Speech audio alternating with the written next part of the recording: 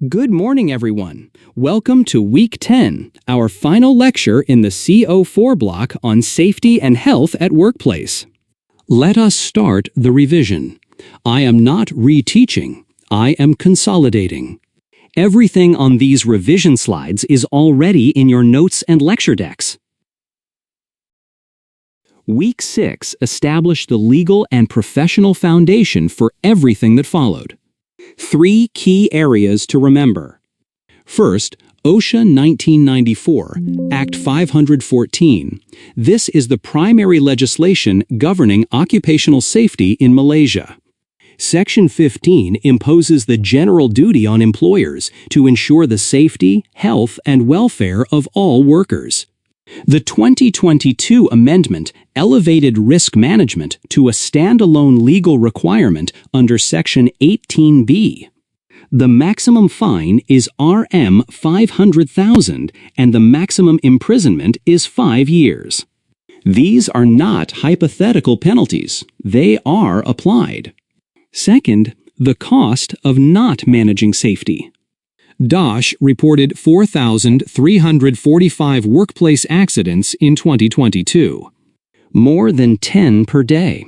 The costs are direct: medical bills, compensation, equipment, downtime, and indirect: legal fees, reputation damage, morale loss, insurance increases. And then there is the human cost: pain, disability, loss of life. Those cannot be expressed in ringgit. Third, the BEM Code of Ethics and Bhopal. As engineering technologists, your professional duty extends beyond technical competence. The Bhopal disaster in 1984 exposed 500,000 people and killed 15,000. It happened because engineering decisions were overwritten by commercial pressure and safety systems were bypassed. As engineers, you are accountable not just to your employer, but to the public. Week 7 gave you the vocabulary and the framework for identifying hazards. 2 core frameworks: the 6 hazard categories and the 4 routes of entry.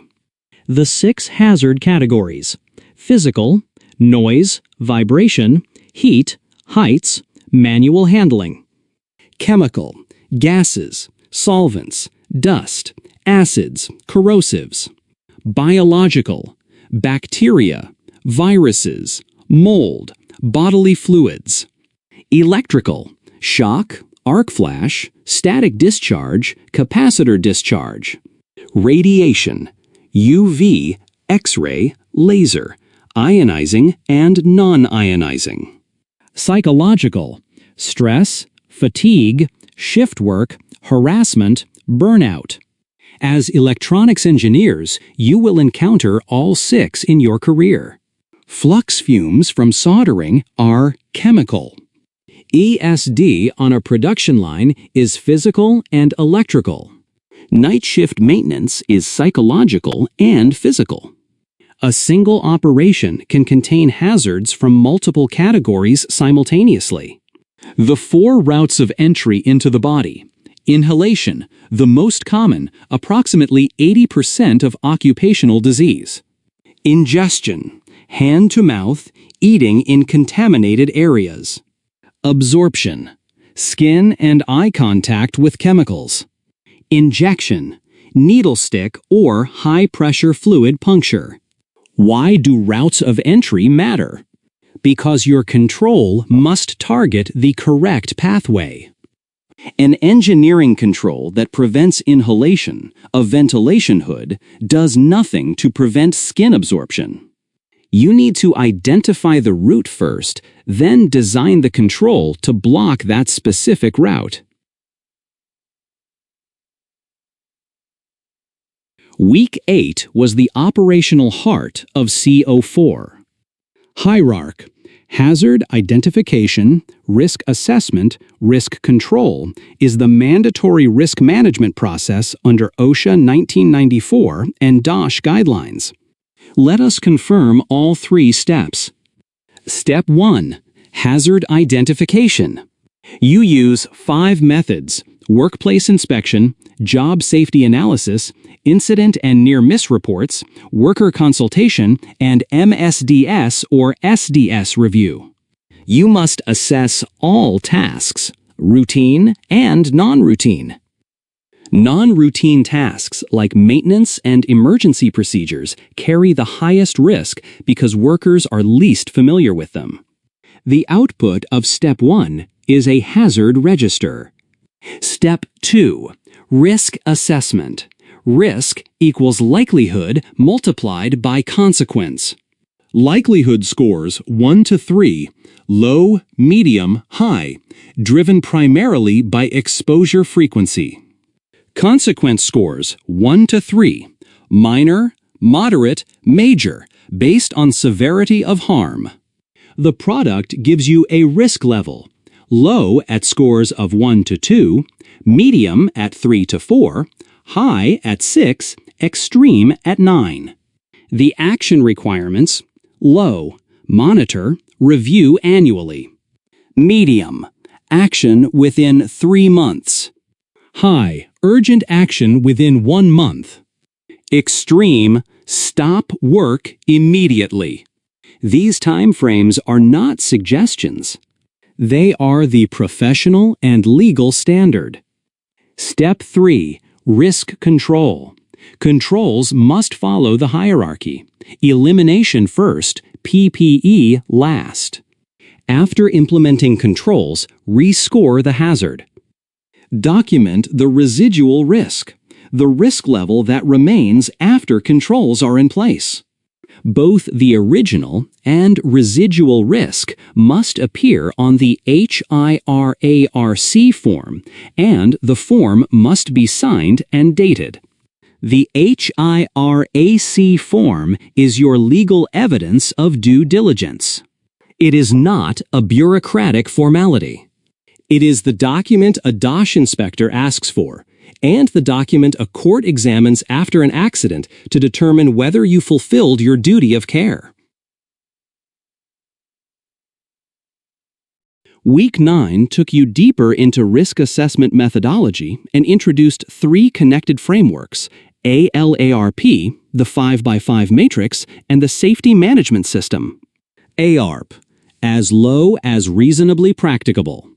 Risk sits in one of 3 zones. The unacceptable zone. Risk is too high to justify under any circumstances. Stop work regardless of cost. The tolerable, or ALARP zone. Risk is acceptable only if further reduction is not reasonably practicable, meaning the cost of additional controls is genuinely disproportionate to the risk benefit. The broadly acceptable zone. Risk is negligible and requires no specific action. ALARP is the legal standard in OSHA 1994. The 5x5 risk matrix gives 5 risk zones instead of 3, allowing finer discrimination. Scores of 1 to 4 are low, 5 to 9 are medium, 10 to 14 are high.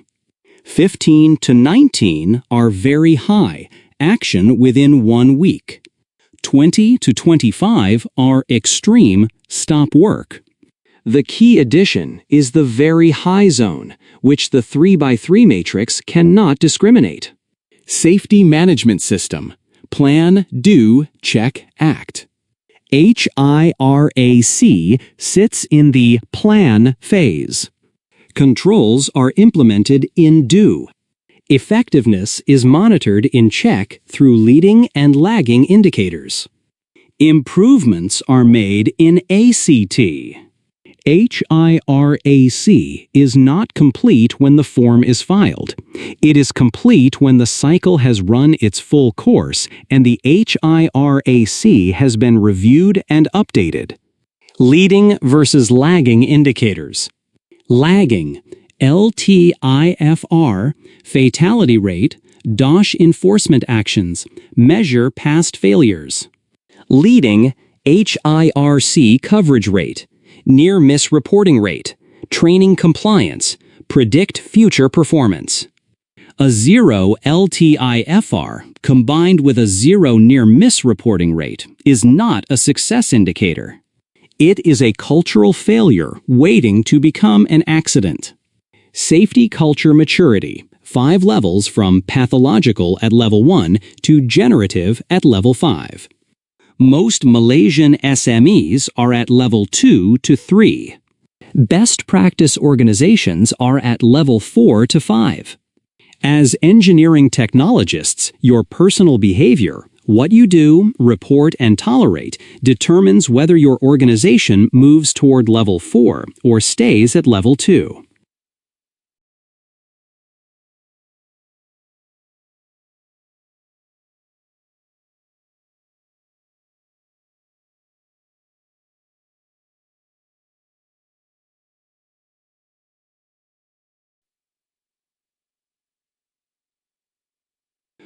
Revision.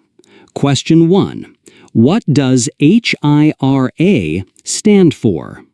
Answer: Hazard Identification, Risk Assessment, Risk Control. Question 2. What is the formula for risk? Answer: Risk equals likelihood multiplied by consequence. Question 3. Name the 5 levels of the hierarchy of controls in order from most to least effective. Answer: elimination, substitution, engineering controls, administrative controls, PPE. Question 4. On a 3x3 risk matrix, what risk score requires stop work immediately? Answer: score of 9, extreme, which is likelihood 3 multiplied by consequence 3. Question 5. What does ALARP stand for? Answer: as low as reasonably practicable. Question 6. Which phase of the SMS-PDC cycle does HIRC primarily sit in? Answer: plan. Question 7. Name 2 leading, proactive safety indicators. Answers include HIRC coverage rate, near-miss reporting rate, training compliance rate, inspection completion rate, corrective action closure rate, corrective action closure rate. Question 8. Which route of entry accounts for approximately 80% of occupational diseases? Answer: inhalation. This slide is your single-page reference for the hierarchy of controls. I am not reteaching it. I am confirming your recall of the 5 levels and giving you concrete examples that you can use directly in Mini Project 1. Level 1. Elimination. Remove the hazard entirely.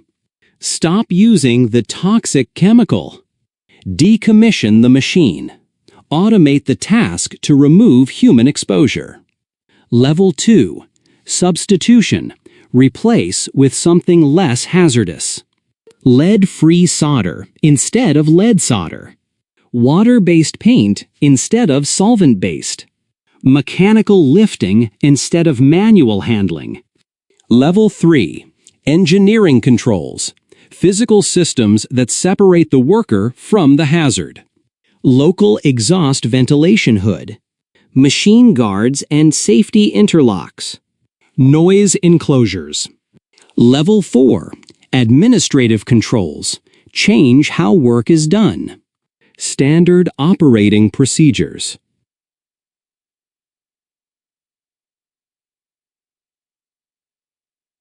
Job rotation to limit exposure time. Training. Permits to work. Level 5. PP. Last resort only. Hard hat, gloves, goggles, respirator, earplugs. Supplements higher level controls. Never replaces them.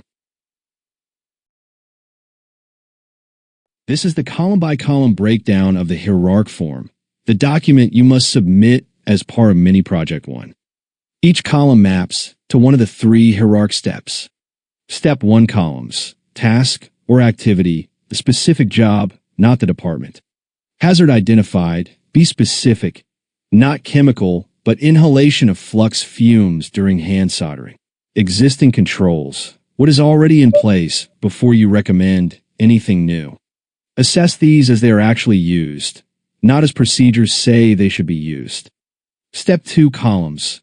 Likelihood, score 1 to 3, driven primarily by exposure frequency. Consequence, score 1 to 3, based on severity. Consider health, environment, property, and business impacts. Risk level, likelihood multiplied by consequence. This is the pre-control risk. Step 3 columns. Additional controls, the new controls you're recommending at the highest feasible hierarchy level. New likelihood, the expected likelihood after controls are implemented. New consequence, unchanged in most cases since consequence reflects the worst credible outcome, not the probability. Residual risk, the new likelihood multiplied by consequence after controls. The form must be signed by all group members and dated. An unsigned hierarch form is not legally defensible, and in an academic context, it is also incomplete.